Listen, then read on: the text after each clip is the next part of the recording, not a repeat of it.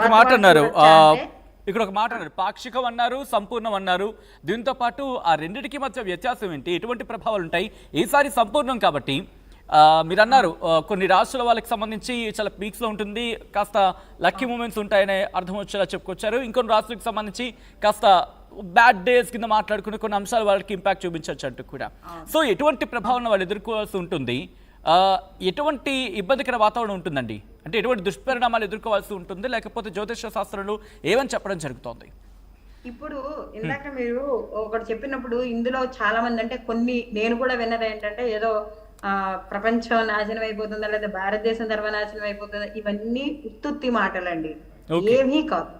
అసలు ఇదంతా కూడా అనవసరమైన మాటలు అన్నమాట.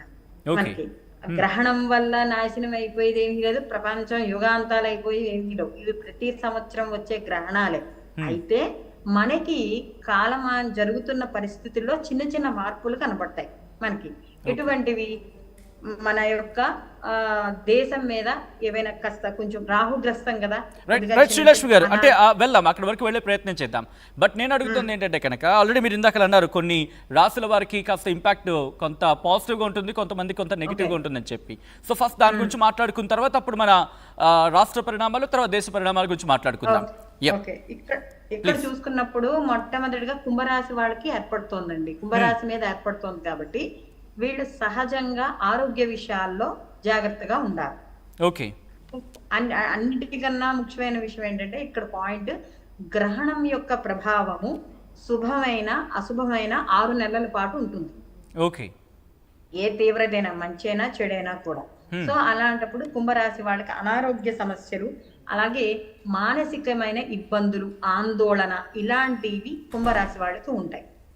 ఫస్ట్ మనం బాలైన రాశులు మాట్లాడుకుంటే, వాళ్ళకి అధమ ఫలితాలు ఉన్న వాళ్ళకి మాట్లాడుకుంటే, అలాగే వృశ్చిక రాశి వాళ్ళకి గాని చూసుకుంటే చతుర్థ స్థానంలో ఏర్పడుతోంది కాబట్టి ఎవరైతే ప్రాథమిక విద్య వాళ్ళు చదువుకుంటున్నారో వాళ్ళకి, వాహనాలు నడిపే వాళ్ళు, అంటే వాహనాలు నడిపే విషయాల్లోనూ, ప్రయాణాలు చేసే విషయాల్లోనూ, అలాగే ఇంటికి సంబంధించి కొనుగోళ్లు, అమ్మకాలు, రియల్ ఎస్టేట్ వ్యాపారస్తులు, ఇలాంటి ఎవరైతే ఉన్నారో వాళ్ళకి ఇబ్బంది. అలాగే అంటే మనకి ఏదైనా ప్రాపర్టీస్ కొనాలన్నా, అమ్మాలన్నా విషయాల్లో జాగ్రత్తలు తీసుకోవాలి. అలాగే తల్లి ఆరోగ్య విషయాల్లో కూడా ఈ యొక్క వృశ్చిక రాశి వాళ్ళు జాగ్రత్త అనేది తీసుకోవాలి. తర్వాత కర్కాటక రాశికి వచ్చేటప్పటికి వీళ్ళకి అష్టమ స్థానంలో ఏర్పడుతోంది. కాబట్టి ఈ అష్టమ స్థానంలో ఏర్పడుతోంది కాబట్టి ఈ రాశి వాళ్ళు కూడా గ్రహణం చూడరాదు. అలాగే వీళ్ళకు కూడా కొన్ని అనారోగ్య సమస్యలు, అంటే ఏదో తీవ్రత అధికంగా ఉంటుంది అనే కదా, ఆల్రెడీ కొంత అనారోగ్యంతో ఉన్న వాళ్ళు అన్నారు అనుకోండి, వాళ్ళు కొంచెం ఎక్కువ ఇబ్బంది పడడం అనేది ఉంటుంది. కాస్త సమయానికి నిద్ర, తిండి, అంటే ఒక టైం పంచువాలిటీ అనేది పెట్టుకుంటే గానీ వీళ్ళకి కొన్ని సమస్యల నుండి బయటపడడం అనేది జరుగుతుంది. అలాగే ఎదరవాళ్ళతో మాట్లాడేటప్పుడు కొంచెం జాగ్రత్త వహించాలి, లేకపోతే అపనిందలు, అక్కర్లేని మాటలు, ఇలాంటివి పడే అవకాశం అనేది కర్కాటక రాశి వాళ్ళకి ఈ గ్రహణం వల్ల ఏర్పడుతుంది. తరువాత మీనరాశి. మీనరాశి వాళ్ళకి ఈ గ్రహణం వ్యయస్థానంలో ఏర్పడుతుంది.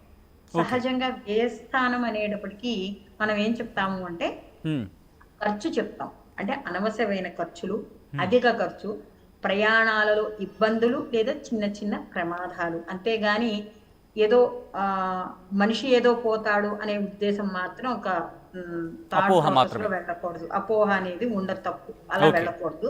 చిన్న చిన్న ఇబ్బందులు అనేవి మాత్రం ఖచ్చితంగా ఉంటాయి. అలాగే ఎవరైనా వృత్తి, ఉద్యోగ, వ్యాపారాలు చేసేవాళ్ళు అయినా, లేదా ఎవరితోనైనా స్నేహితులతో తమ బాధలు కానీ ఏమైనా పంచుకోవాలనుకున్నప్పుడు వీళ్ళకి రహస్యమైన విషయాలు ఏవైనా ఉంటే అవి తొందరపడి ఎవరితోనూ చెప్పకూడదు. అలాంటి విషయాలు జాగ్రత్తగా ఉంటే మీనరాశి వాళ్ళకి ఈ 6 మాసాలు సరిపోతుంది. అయితే ఈ 4 రాశి వాళ్ళు కూడా ఈ గ్రహణం అయిన మొన్నాడు మనకి వీళ్ళు దీనికి సంబంధించిన దానాలు అనేవి ఖచ్చితంగా చేసుకోవాలి. ఓకే. సో ఇక్కడ గ్రహణ